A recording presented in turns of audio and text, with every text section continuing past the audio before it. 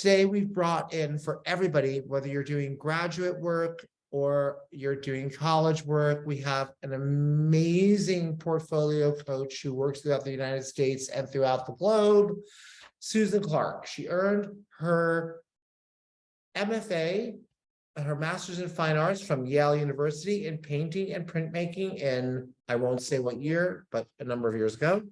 She added a K through 12 teaching certification in the year 2000. And in addition to exhibiting her work all across the country, she has taught art in some way to preschoolers, to graduate level, to senior citizens, including 15 years as a drawing instructor at Hendrix College. We all know Hendrix. And she sees her, and she's been working with Forster-Thomas for about 15 years now. She's been amazing.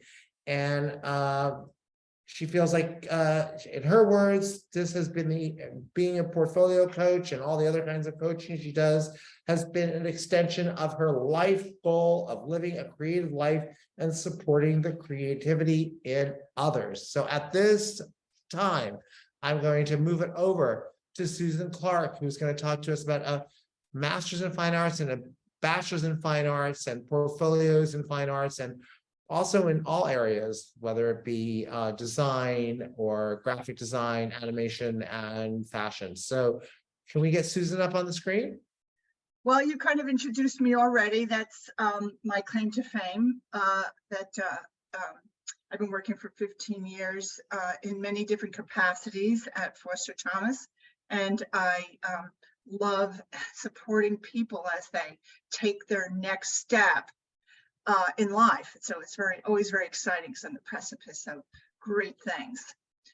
Today we're talking about portfolios. So I'm hoping you can all, oops, hold on just a second. See the screen. Okay.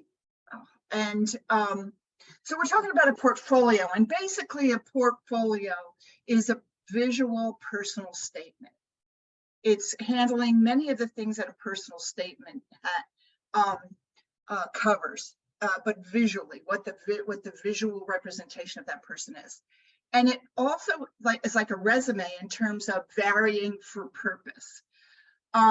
So for example, if you are submitting an art portfolio to a gallery, to a representation, you're putting together a product. This is who I am as a product. You don't want a lot of variation. You know, you want, this is a complete understanding of what you're going to be able to sell.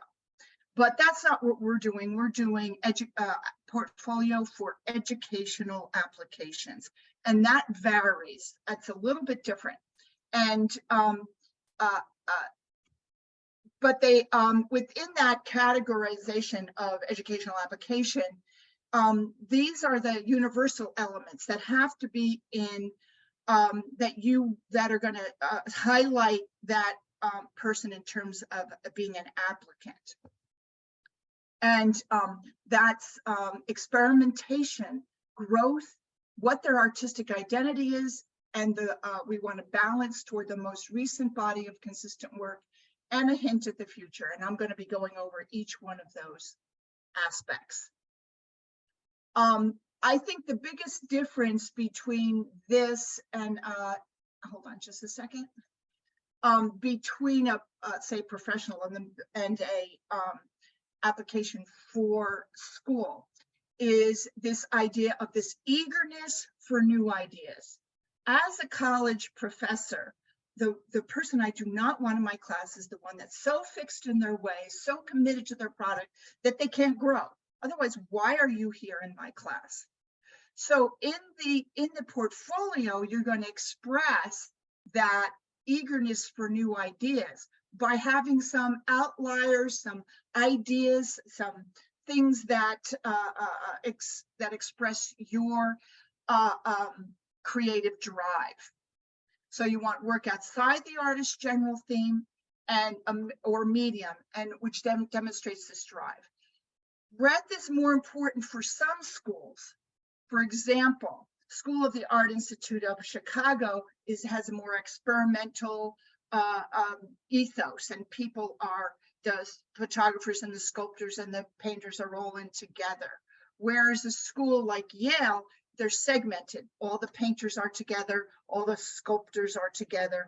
And so you're looking to have a portfolio that has less kind of variety than something else. But even at Yale, when I had my interview at Yale, I showed all these abstract paintings, and the interviewer asked me, do you ever do any figure painting?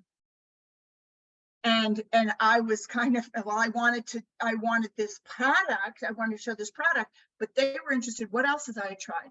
Luckily, I happened to be taking figure painting with a former student of the guy who was interviewing me, so that all worked out. But in every case, you want to have that little bit of spark, like you've tried something else. And also experimentation is more central to some artists than others. If you're a performance artist, you're going to want to see some sculptures, even some paintings, some photography, some film, even some writing, if you're combining those things as part of your body of work. Whereas a painter is usually, you know, we're kind of obsessed painters with paint. So that's what you're going to want to be doing. Now, the downside of experimentation, what you want to avoid is this idea of like scattershot, like just too much. You don't know who the artist is. This young artist was very experimental. She went from drawing and painting into making traditional ceramic forms, into making sculpture. However, each one of these experiments is unified by a common theme of the inner and outer world. And she starts with the positive thinking, helping her in a conflict, to being protected from the outer world inside this vessel, her negative mindset, being protected by a calm exterior, which can then carries over into these larger pieces. We have the outer face protecting this inner world, which has both negative decaying aspects and flowering aspects. And in this final piece, which I think is fantastic, a sculpture of a heart, which is that once being protected and controlled by the brain on the outside. So diversity is important, but more important is the development of an idea over time. You can include a very early work that establishes a starting point, then kind of a connection to a midpoint, which then connects it to the later body of work, almost like a trail of breadcrumbs that's leading you to understand this later work. Because an admissions committee, as you all know, wants to understand what the direction, the full idea, the critical thinking of an artist, of your applicant, what is the creative process. And sometimes by showing an early work, you demonstrate that better than just a set, that fixed piece of work that all look alike. So this is an artist that did a young woman, undergraduate. The previous one was a graduate. This is applying for undergraduate school. And she did a whole series of portraits for her AP art class. And so she had this body of work. And I said, well, I want to see everything you have, stuff that your mother loves from when you were a kid. I wanted to look at all of this. And I picked out this as her starting point. I just fell in love with this. And she was like, really? You know, because she did this in 6th grade. But it has a certain kind of joy to it that is, and life to it, that establishes the personality of the artist. And then we show some other experimentation in her journey. So she has, this one is like sketches from life. Notice that this is a notebook, and I included this indication that it was a notebook in order to demonstrate the development of her hand, for example. Drawings are always like the immediate hand of the artist. And here you're seeing her direct observation. here is kind of composed, almost imaginary. But here she's drawing from life, she's getting information, she's processing it. So it's a very powerful work. Sometimes I do a whole slide of just notebook or sketchbook images to kind of show the artist's development. You can do that unless they say one image per slide. Sometimes you can, put a couple images in order to get an overview. But you see in this one, she's now growing. She's working very much more in a considered way in terms of the chiaroscuro, having some more control over her hand. And so you're seeing the growth of her understanding of portraiture. And then we move into the body of her work, where these beautiful paintings of portraits. This is her brother. And you see what she's really trying to do. You see it in that early one, capturing the moment, the emotion of the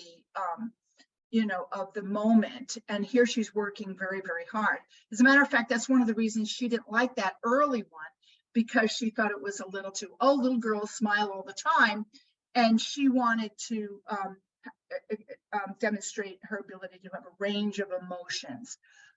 Some of that was because she's very interested in political ideas, gender identifications, et cetera, and she actually applied to art schools, but she really was very interested in political science, and she used her portfolio here as a supplement to her application to Princeton, and she arrived and she got into Princeton here with using this as a support material.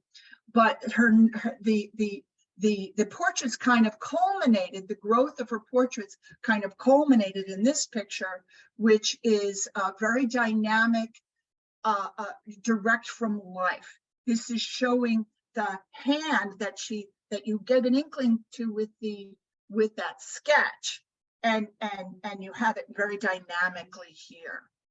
And so it's very, very exciting. But this is where the growth comes in. Growth isn't always A, B, C, D, chronological. Sometimes growth happens alongside. So she's very, very interested in politics. And so she wanted to incorporate that into her work. So this is like an outlier. It's not a portrait. It's kind of very, very direct political statement. And she's using a lot of visual metaphor with the tie bleeding into the water, the car ruining the environment, the reflection of his ego like Narcissus, and the swastika here.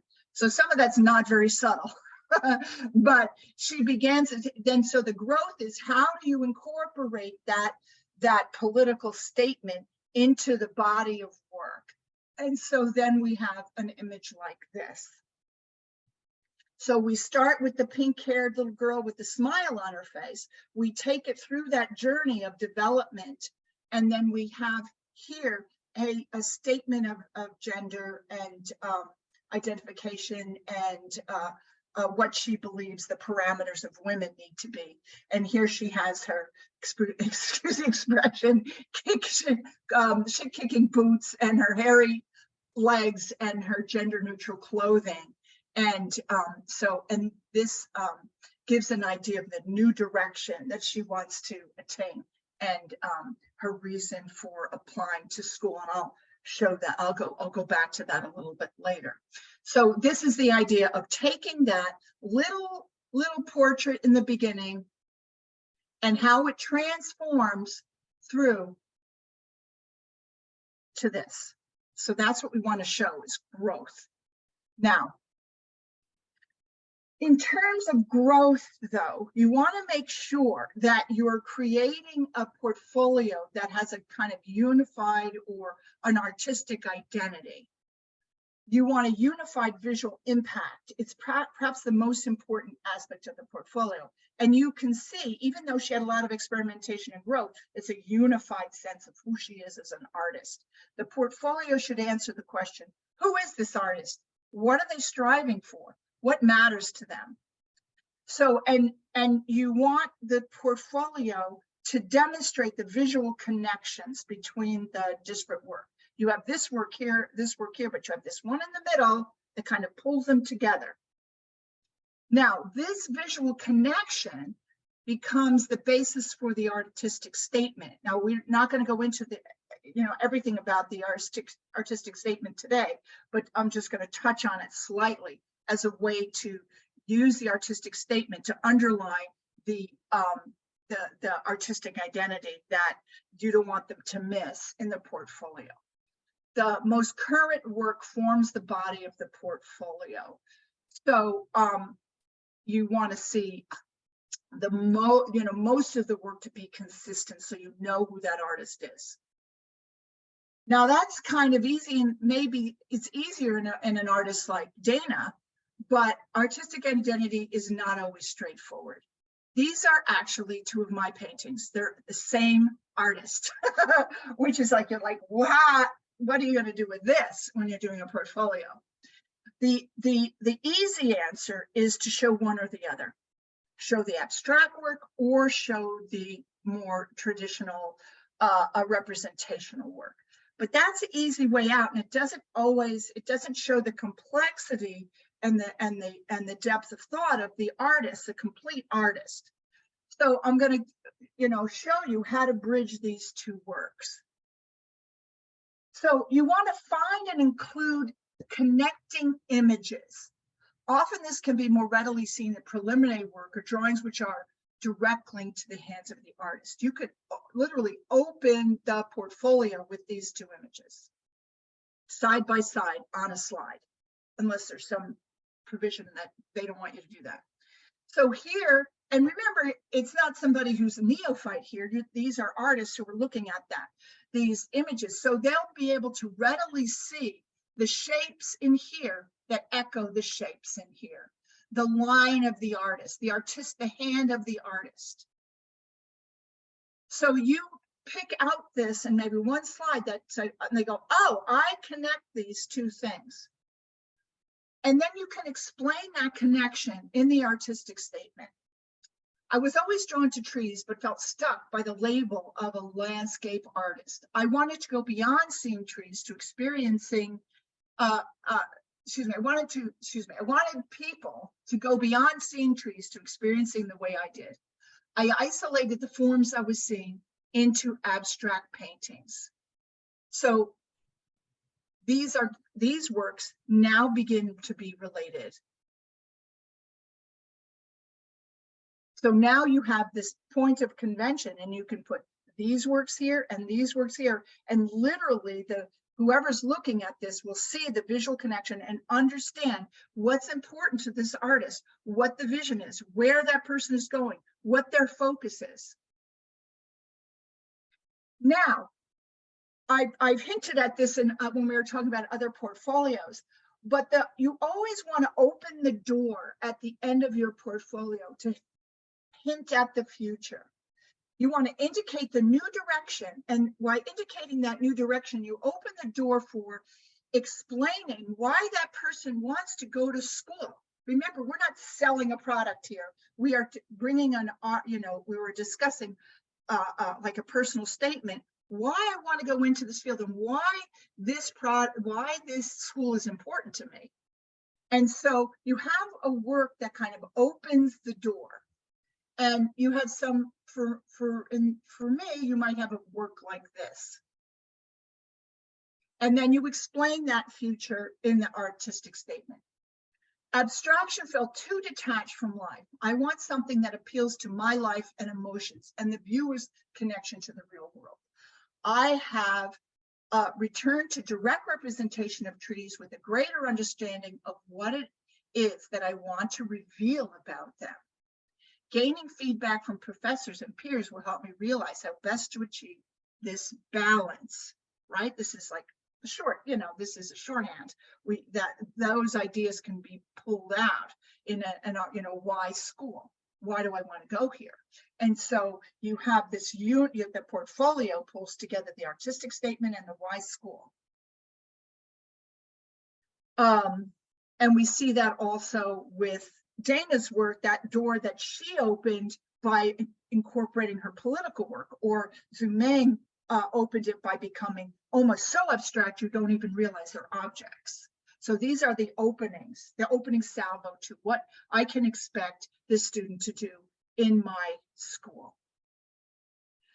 Okay, now you wonder, like, well, how do I balance this? Basically, out of 20 works, you want to have like 5 for growth and experimental outliers, and 15, if you can, for current consistent body of work, kind of that product that you might have for a gallery. And that can, as we said before, that ratio can vary at, for the school you're applying to, the program you're applying to, and of course the artist.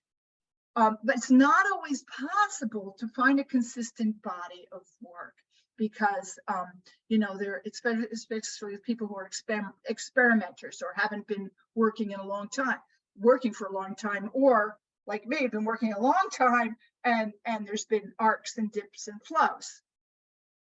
So this is a typical, this is 30 works from an artist, right? And this is kind of typical. You see a lot of different kinds of works, a lot of different paint application, and so how do you build that work, that body, that portfolio?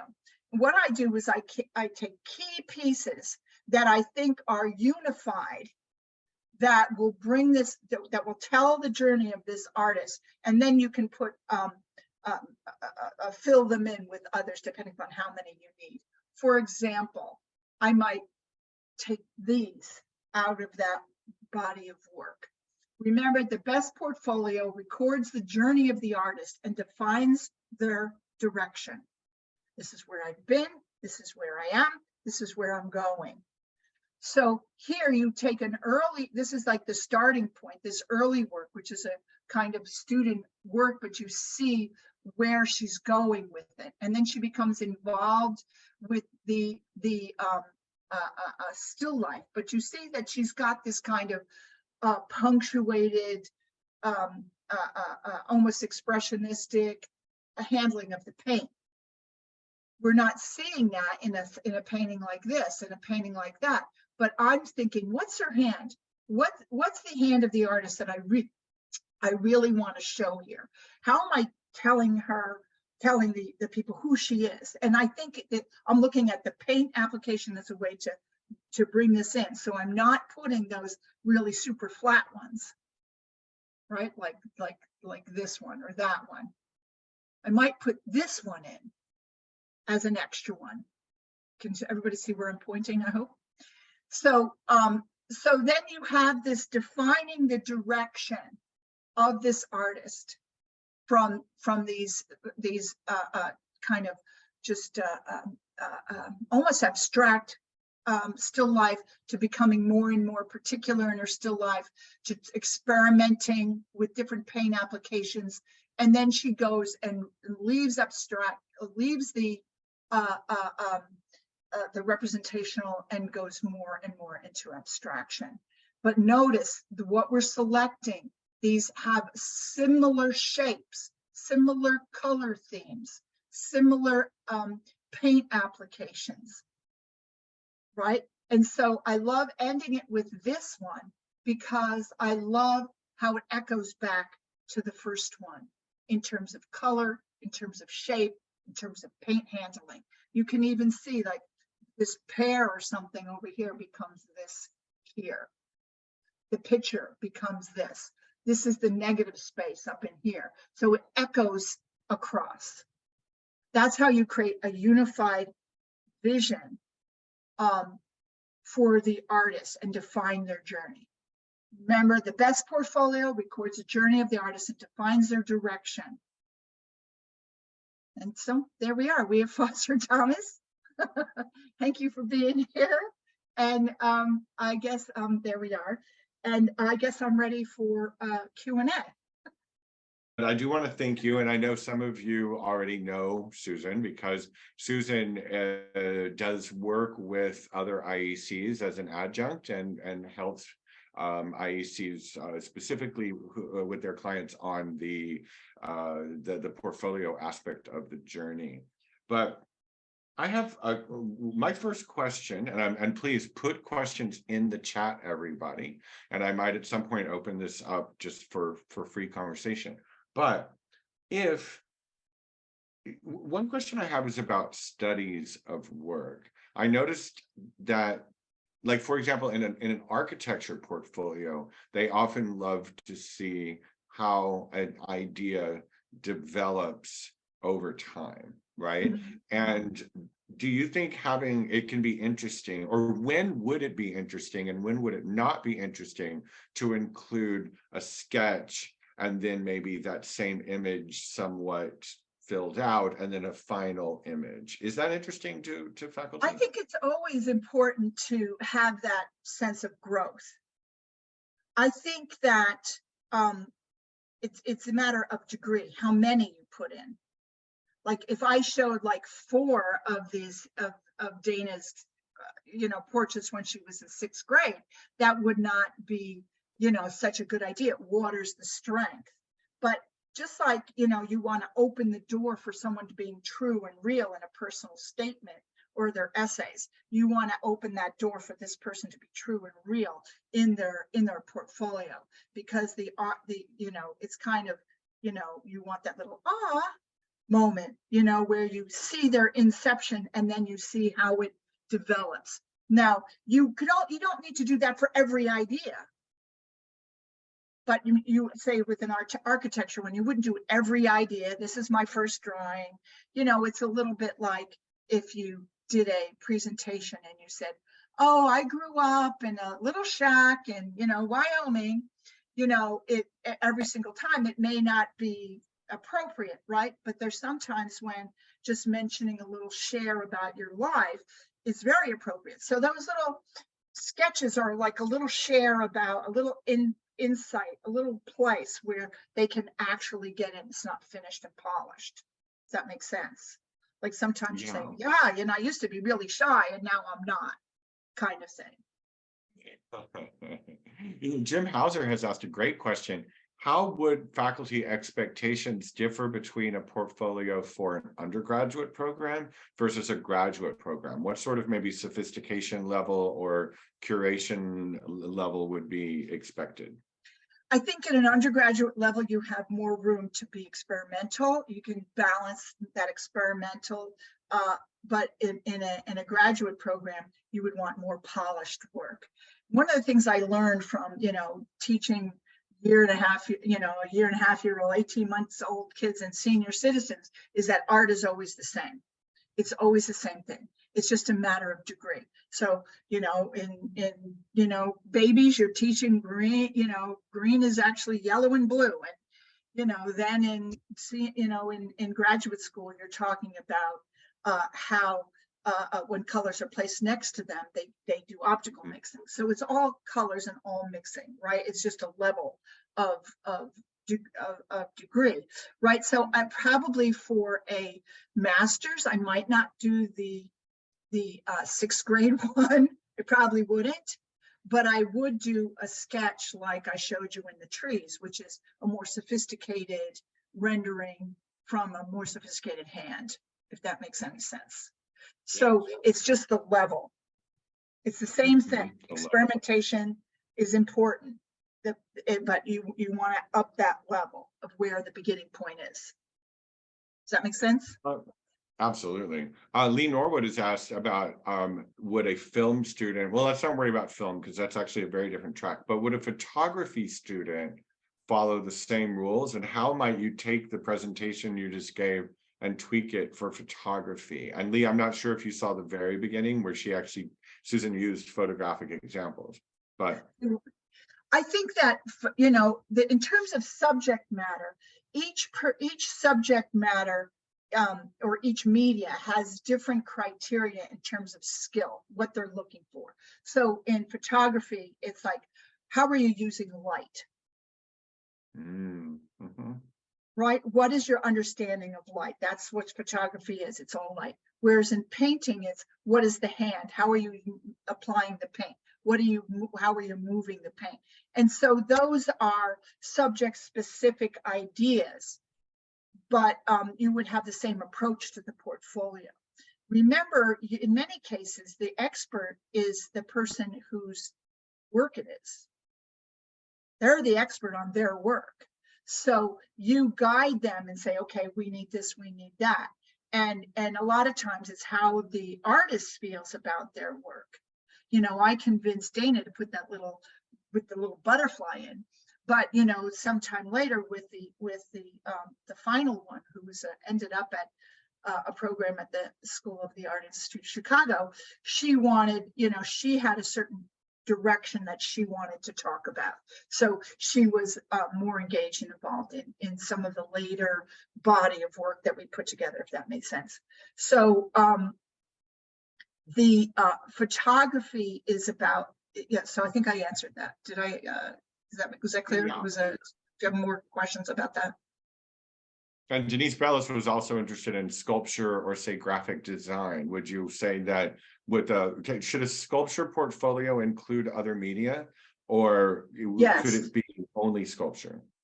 No, I think it's drawing. If you look at Henry Moore's work, I don't know if anybody knows Henry Moore, you know, he has this incredible sketchbook of sheep. And, you know, he's a sculptor, these great big forms with big holes and everything. And then I have a Henry Moore book of sheep, and you get real insight into his understanding of form and how he makes his drawings. So I would input, like, I might not put like 4 paintings, but it's like always that in that interest in the inception of the idea, right? You might put a painting, it's an outlier, but if you would put it in, if it has, okay, this is my answer on that. You would put it in if it has some information to give the AdCom regarding the major body of work. Thank you. Right? Mm-hmm.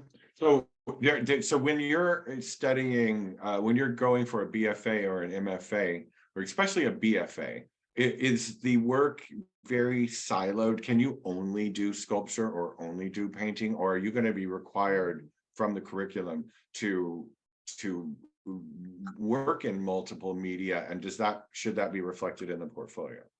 Well, I taught at a school that did a BFA, and I taught at a school that don't have a BFA. Usually BFAs, you end up someplace, but you're spending more time in the studio. And so you're doing some sculpture, you're doing some graphic design, you're doing some painting, and then you eventually end up in painting and graphic design, et cetera, et cetera. So I think the answer always is, no matter what you're applying to, you're giving something, you're showing work that defines the story. Thank you.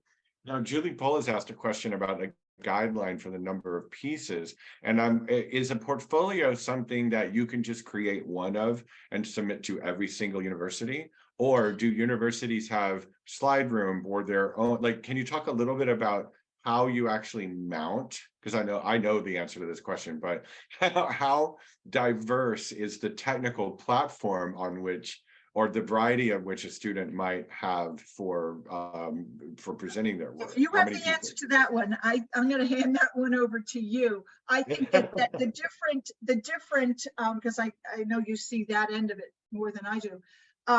I think that different schools ask for different amounts, and it depends upon whether you're supplying something for a art school or if you're applying it for a supplemental for a liberal arts education. Parsons has this thing that you have to do 3, you know, they give you this, you have to talk about 1 piece, and they give you 2 pieces that, you know, contribute to that 1 piece. You know, they call it the Parsons Challenge. So different programs and different purposes all have different requirements. And so if you have anything to say about that, David, I'm going to pass it on to you. Well, I will add this note. Your student should have probably an Excel spreadsheet or a Google sheet or something where they track all of the requirements of an individual school, because they can vary widely. And the actual format through which UCLA, for example, will even put very precise guidelines or requirements or restrictions on how many megabytes an image can be. So, be very careful. But now I want to ask, Stephanie Welder has asked, what about portfolios for students not interested in a BFA or an art major, but would you just including like Dana did one for, or people who do art for fun or relaxation, so they maybe don't have to meet a portfolio requirement. How many of these rules would you say apply to them or don't apply to them? I would apply, the word I put universal for a reason. I think that, I think that the level of, I would say it applies, like maybe if it's just for fun, they can have more experimental, it's less a body of work. But I think that idea of making sure that if you're going to submit it, it's serious. It's not just, I have fun on Tuesdays. That doesn't necessarily, I don't think, help the application. I think the application, what you're doing when you're submitting it, saying I'm seriously interested in developing this. So I think it still has to be a serious portfolio. That's my point of view. So if it's not a serious portfolio, probably better not to include it, even though it doesn't have to meet all the stringent requirements of the BFA. I would make it serious. I think you can make it, you can, by your selecting and by your editing, I would submit a smaller portfolio that you selected that had those criteria of, showing an artistic identity than just doing a scatter shot and throwing everything in. Okay. Casey Jones has asked a question for high school students interested in studying digital arts or animation in college. How should we balance a portfolio between physical drawing and painting, like say from an AP studio art class, and digital art? And who I'm thinking of, a certain student who's recently applied to the UCs that you worked with. Yeah. I would say that the majority of your work should be the body of work that you're using to apply.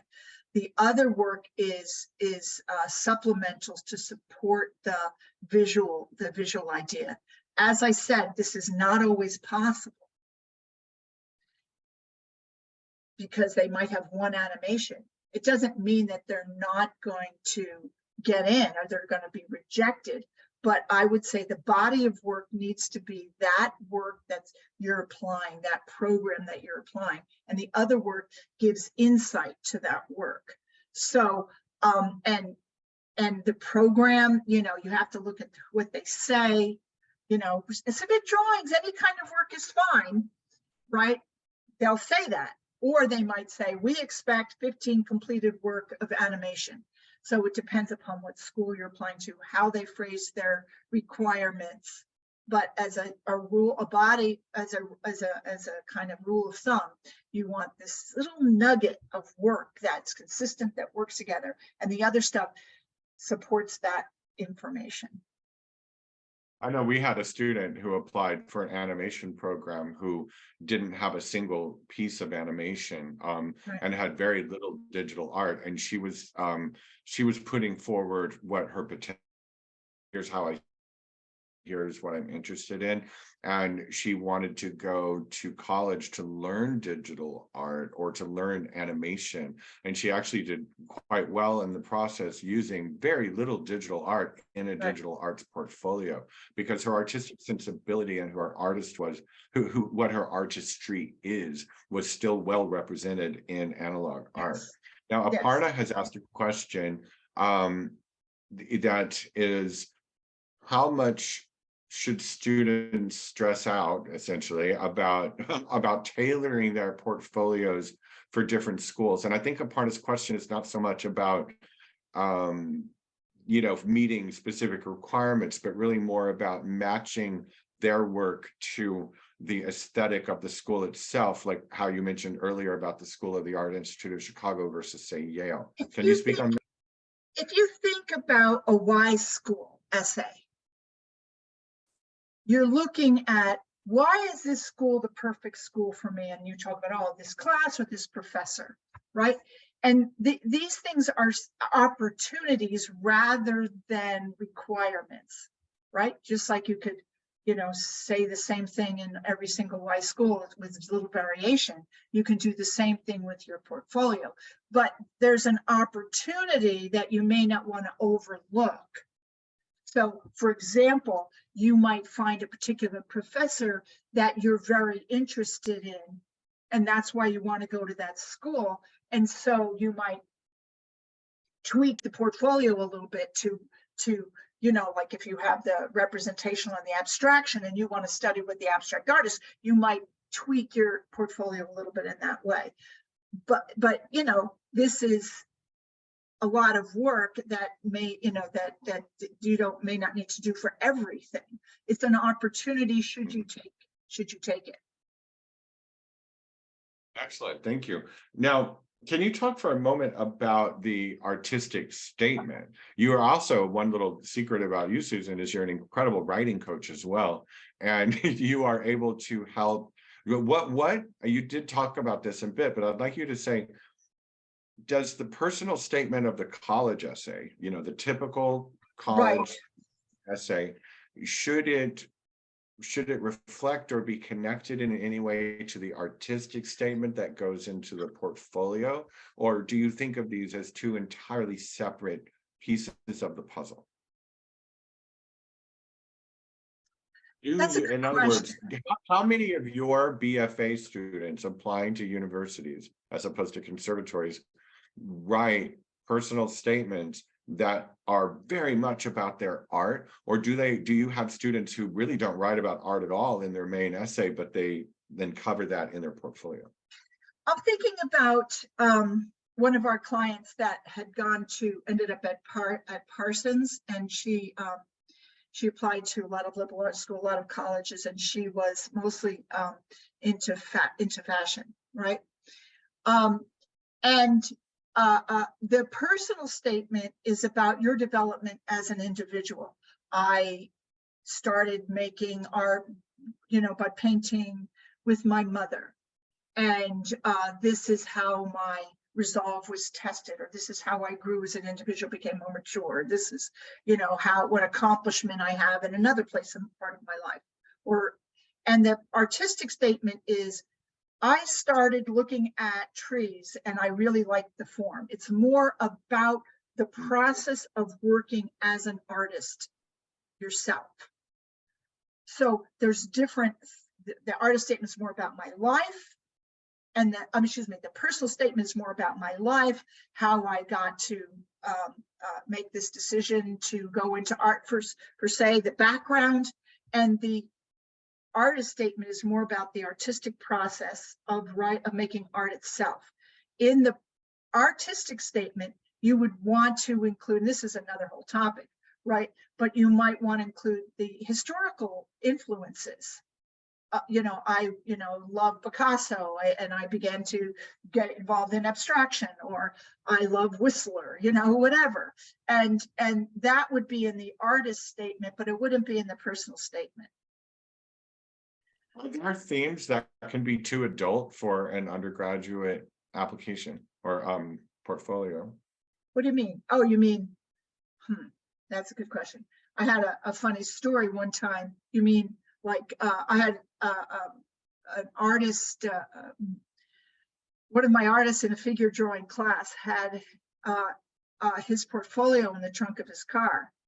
And he got stopped over by a policeman in Arkansas, opened up the trunk and wanted to arrest him for having pornography in his trunk. It's Arkansas. Only in Arkansas. But I'm thinking of a portfolio I saw where one of the students, she had a striking and beautiful image that included, a woman in a sort of a hellscape was nude, and there was nothing sexual about the image, but it was a nude image. Would you be concerned that that would be too offensive for an art faculty, or what? I think art faculty, if the art, it's being evaluated by the art faculty, I believe it should be. And if, I don't know if that is the right school for that artist, if they're going to be offended by that painting. Thank you. Now, my final question, and please, if you have any more questions, put them into the chat. Oh, I'm sorry. Before my final question, Amanda Herco had asked, can you speak directly to a graphic design portfolio? And would you first please define what's the difference between fine art and graphic design? Well, graphic design has different requirements. Fine art is just your personal self-expression. Graphic design would include things like the multiple aspects of delivering a message, right? So you'd have the font, you'd have the design, what it would look like in print, and what would it look like in on the web, and it includes the visual aspect of a messaging of a company. So that's like, I am creating a visual image, visual representation of an entity. Right. So in a sense, fine art is the message is for yourself, and it's expressing your soul. Yes. Graphic design is conveying a message Yes. For a client, so to speak. Visual message, like a logo or a visual campaign. So for a graphic arts portfolio, you would want to see the artist providing creating a visual story, a visual statement over several different media, not like sculpture painting, but like a graphic, like a print, digital, et cetera, et cetera. So how do you unify that, and what is your development of your idea? Graphic design portfolio can always and should include other works outside of graphic design. And the same is true for fashion design. I know you do a lot of, are there any similarities with fashion design and graphic design? It's very hard to make a hard and fast rule, because like you said before, this artist was applying for an animation school and didn't have any animation, right? So you take what you have and you work with what you have to produce and shape that portfolio toward your aim. So you don't want to ever show anything bad. Okay, good. Yes. Well, on that note, and this is my last question. I would not put something bad in a portfolio just to meet a certain criteria, if that makes any sense. God, that's a great statement. Thank you. So my final question is, I hear a lot that universities and art faculty are looking for potential, and that excellent technique does not always mean artistic achievement. Can you talk briefly about how do you show potential and how much technique is important? And is technique even a thing? Yeah, it is. But, like it depends upon, now this is where it gets into a media specific or discipline specific ideas. So for example, you might have a portfolio with a painter who's like moving paint, like the paintings might be like, oh my God, that doesn't look like a human being, it's supposed to be, but they're moving paint, and that shows potential. Or they might show a bunch of political work that has strong content, but that's not skilled, right? that would be another way to adapt, to show potential. So it's the thing is about it is that you've got to recognize the potential of the artist yourself. And then when you recognize the potential of your artist yourself, then you can tell the story of that. It's just like when you're doing a personal statement and the person's, you know, tosses off about how they, as an immigrant, made first Thanksgiving dinner for their family, you know, and they were at 13 years old collecting the recipes of their friends' mothers, and all of a sudden you grab on that because it's exciting. And so as somebody's putting together the portfolio, it's up to you to recognize that potential and then highlight it with your selection and your artistic statement. Well, thank you very much, Susan. I really appreciate you coming today. We had some really great questions and that was very enlightening. And I'm now going to turn this back over to Evan Forster. Thank you so much.